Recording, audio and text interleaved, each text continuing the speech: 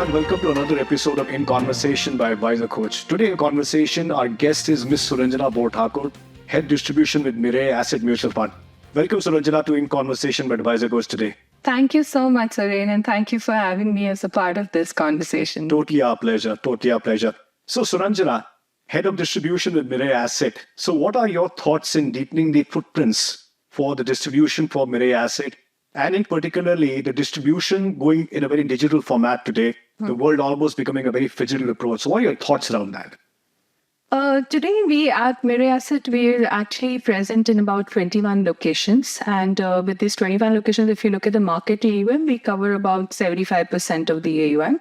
But we look at these locations as hub locations, basically, where we have other spoke locations that we are covering from there. If you look at that coverage, it's around 91% of the market. But we are also looking at now adding 4 new locations, which is Ranchi, Guwahati, Coimbatore, and Nasik. With the addition of these locations, we will be covering another about 1.5-2% of the market. So while we know that, cities beyond these key locations are also growing very fast, so it is important for us to evaluate constantly on increasing reach or manpower, and which is what we are doing. But at the moment, we feel that it's also important that every distributor who is empaneled with Mirae Asset has a contact point from us. So we have set up a virtual relationship manager team who is, constantly dealing with people who are coming new into our organization, people who we are not being able to reach out to through our usual distribution universe. So I think they're a very well-equipped team. They have been, giving service or, solving sales queries very prudently. We do a lot of training initiatives through them, and which is why our reach, our penetration has been constantly increasing. We've actually this year done a very unique, idea, which is where we did something called M-Connect, where we are reaching out to a large part of our distribution across cities. We thought, we are at a stage in the business where we have just completed a 16-year track record. It's important that we update our partners, not just from a point of view of the business, from a fund management point of view, but also from a business point of view, how Mirae Asset looks at India, how we are expanding business here, how our group businesses are setting up. So that's something we have done in 9 hubs till now. And the response from the market has been quite resounding. We have got around 300-400 people participating in each of these, initiatives that we've done. So our thought process here has been to put everything, active, passive, Gift City, unique ideas, smart beta, different propositions in front of our partners.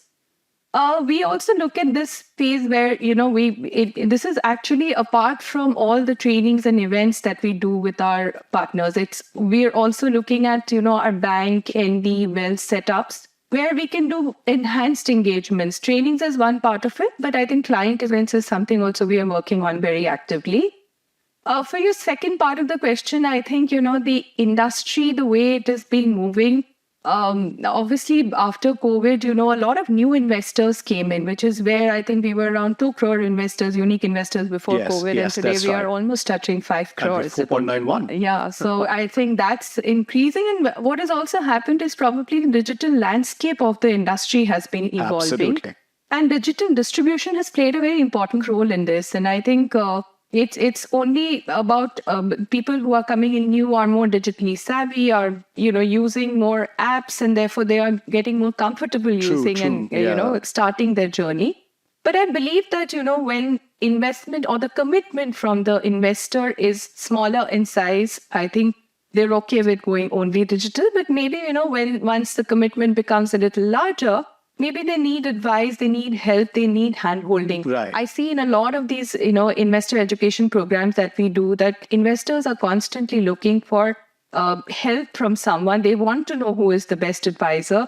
So I think that it is evolving. So which is where I believe it's a phygital mode which is evolving as a consequence of this. Yeah, true. So maybe when, commitments from investor becomes larger, the distributor or advisor comes into the picture a lot more. Absolutely. In fact, like I always say, digital invasion had always happened. The explosion happened during the COVID time. Absolutely. Everything has become so much digital today, as we see. And of course, the MConnect is, I keep watching it on the LinkedIn myself, and it's a very good initiative. Yeah, thank you so much. So we have about 464, actively managed equity funds, and out of which about 179 are thematic and sectoral.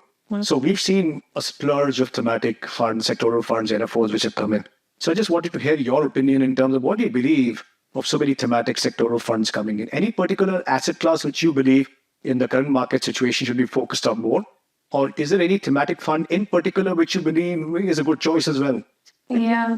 I think, with the kind of the way the markets have played out in the last year and a half, I think a certain amount of greed creeps in. So, which is where, a lot of times investor return and investment return does not necessarily align.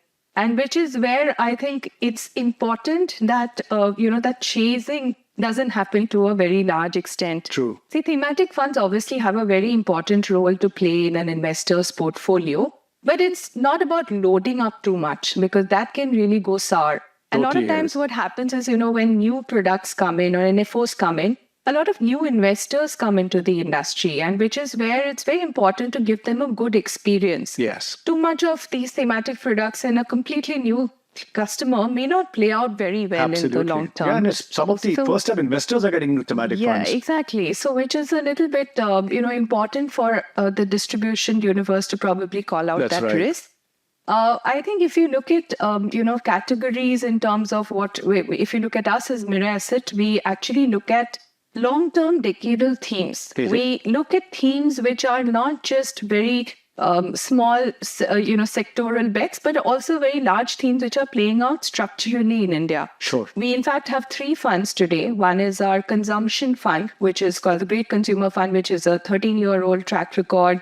Looks at consumption as a structural story in India, where it's not just like, FMCG or not just discretionary. It's also, auto, it's also financial services, it's also, a lot of entire gamut of things that's playing in the underlying, which is trying to capture the consumption growth in the next phase. I think we also have the healthcare fund that we have, which is trying to capture the pharma and healthcare universe.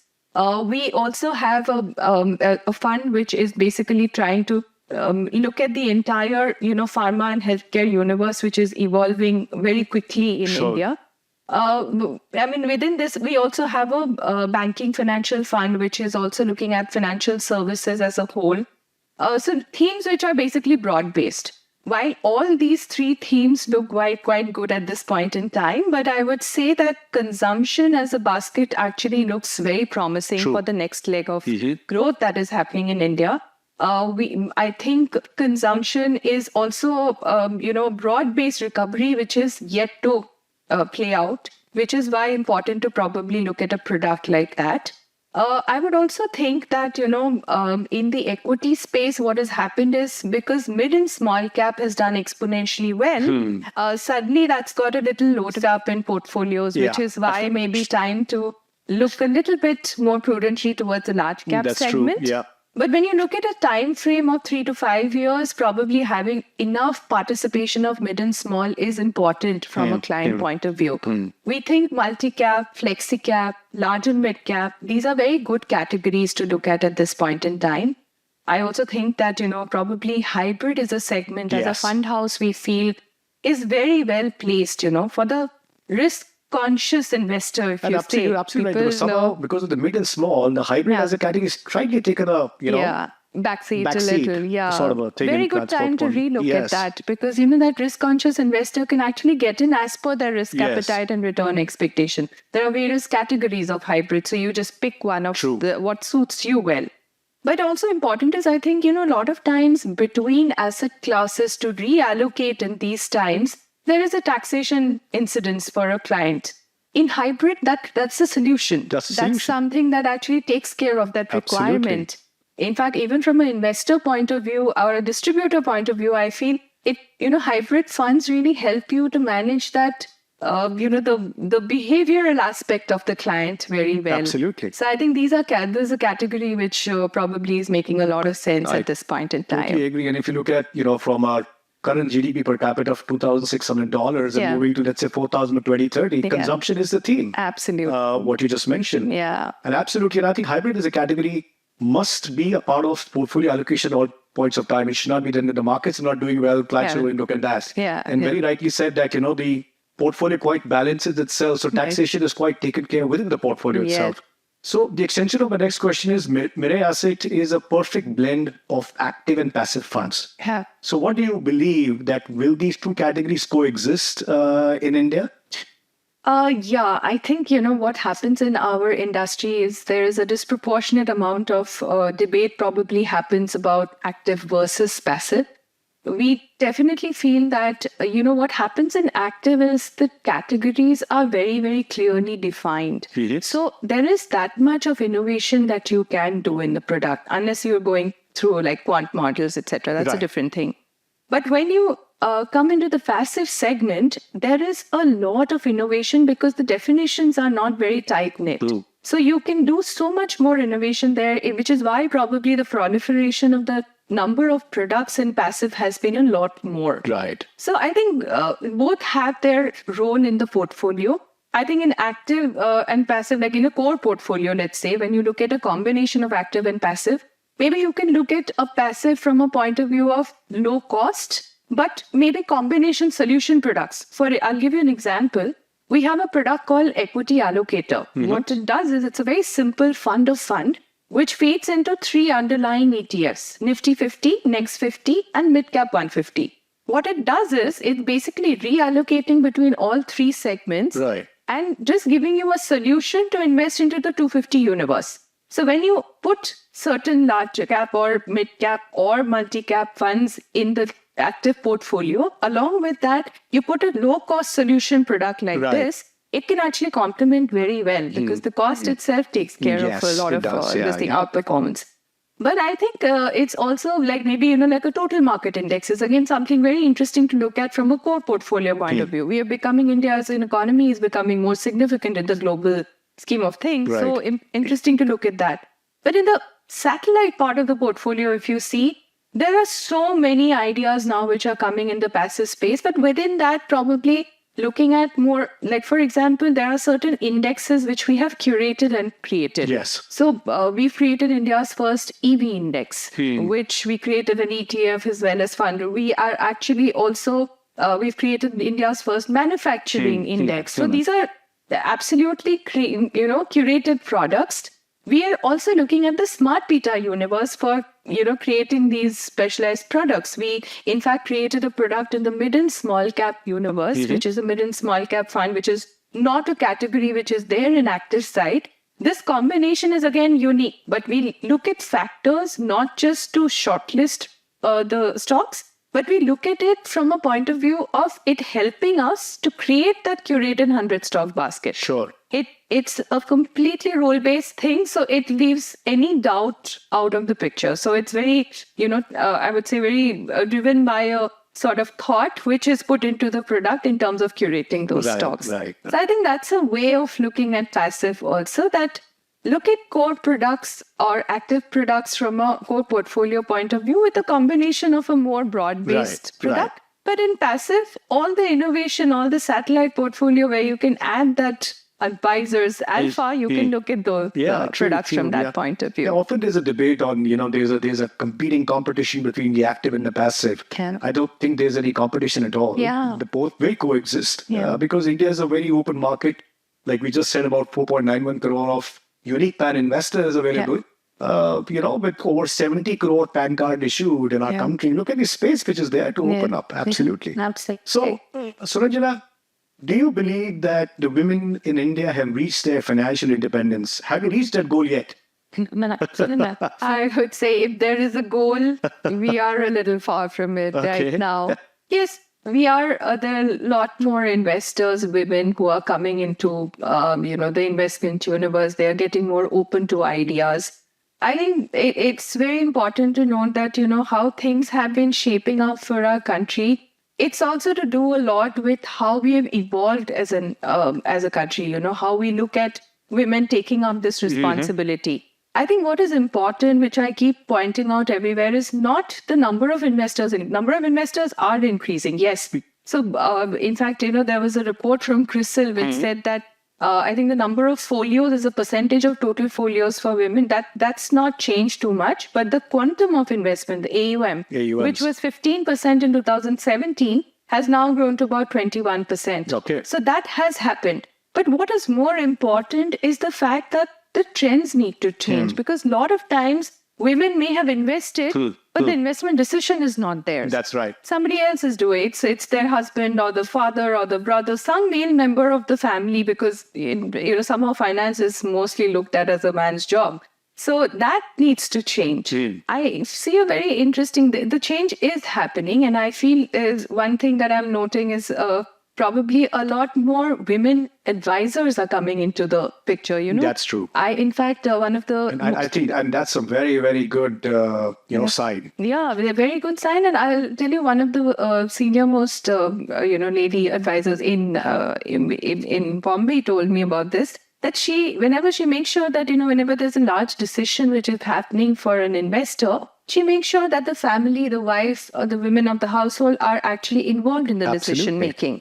And I thought that is something which is a different way of looking at it, being more inclusive. That's true. I also see a lot of distributors now where their wives are also getting involved in the business, which is again a very welcome change. In fact, a lot of new next-gen investors, the next-gen distributors who are coming in, I see a lot of daughters taking up this responsibility. Yes. Why I'm mentioning and this it's very is inspiring. why I'm mentioning this is because I feel that when change happens at home, when these changes or inclusiveness happens at the distributor or advisor's end, it percolates to the investor's end as well. Absolutely. Because it's more of a structural change that needs to happen, where we need to be more inclusive as a society. Decisions need to be more inclusive in terms of, financial decisions are discussed with the wife, with the family, before actually taking up, large calls as a family. Absolutely. I totally echo your thoughts on that. Yeah. So, through this in conversation today, Suranjana, what message would you like to give to NFDs,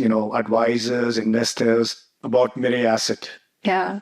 I think first message is that I think as a market today, because the markets have been very buoyant, very supportive, it is important to also be a little cautious. It's important to not get carried away. Because, while you can look at interesting ideas which are, like we spoke about how, chasing of returns happens, it's a time where, investors are actually borrowing money from the market to invest into IPOs, right? There is so much that is happening in terms of liquidity in the market. So, great time from a distributor and advisor point of view, because investors are themselves very interested in getting in. True. But I think how we go about, or how the distribution universe goes about advising the clients today, or how they go about guiding them, will define their journey as well as the investor's journey going forward. Very important to call out the risk. Absolutely. Very important to see who is getting which product. And that is something that will play a role in the future, But I also think it's, a time where probably between asset classes, very important to reallocate, because since equity markets have done very well, equity has got a little loaded up in portfolios. But I think debt needs to get the required attention. Absolutely. I think it's a very good time for debt to allocate into that segment, irrespective of the taxation issues. I think it's important to look at debt very prudently today. It's also important that, when somebody is creating a portfolio, what happens in the industry, if you see the 500 crore plus distributors who are there, debt is around 18% of the allocation. Whereas if you look at the sub 100 crores, just 8% is debt. So it also speaks volumes that when you grow as an advisor or you grow the book, it's, all asset classes do get a representation, and it's important to give that representation. True. Today, we are skewed a little more towards the equity side, probably. But I feel also within the equity, equity specific to the categories, because large cap has got a little left out in this last, upside of the market, maybe it is also time to reallocate between the three categories also. And like I said, multi-cap, flexi-cap are also great categories to look at. But I think what I want to leave a message is also that, it's always in these markets where, the returns are not going to define how things are going to be in the True. future. It True. is about how prudently you are able to allocate between, because, they always say that, there should be a spice in the portfolio. But the spice shouldn't be so much that, you have indigestion later. Like I always say, you should have tadka in the dal, not dal in the dal tadka. in the tadka. Absolutely. So I think that's something which Right. is important because it's the journey which is long, Yeah. and it is not just today. I mean, we have to look at long term. And I think that's a role that the asset allocation will probably Absolutely. play. The correct categories being defined at this point will yeah. play. It's just the greed and the fear, Yeah. fulcrum. Yeah. And the FOMO, as we say, Yeah. getting kicked in by, missing out of opportunities. What is very important in our industry is that we have 39 asset categories, right? Product scheme categories. So wherein each one has its own risk horizon. Yeah. Correct? And each one has its own space. So don't invest into the products for the tax, convenience. Yeah. Rather look at for the goodness of the product. Absolutely. And hence debt makes a very important part to be of the allocation as well. Yeah, if at this stage the debt is not entry, when will it Absolutely, be? So absolutely. we shouldn't be missing out. And like I said, we've been observing that anybody who becomes a certain size and scale, there is allocation of all asset classes. That's So right. It becomes more prominent That's right. there. That's right. Yeah. Wonderful. For our viewers, this is Miss Suranjana Borthakur from Mirae Asset. Very nice to have you with us and, talking about what Mirae Asset believes in terms of the active and the passive funds. What is her thought process on the distribution platform going ahead, the entire digital approach as well, and most importantly about the women's financial independence. And of course, we have a long way to go as she speaks. So thank you very much, Suranjana, for joining us today. Thank and you taking so out much. time. Thanks a lot. Thanks for your time. Thank you very much, Suranjana. Yeah. Bye-bye.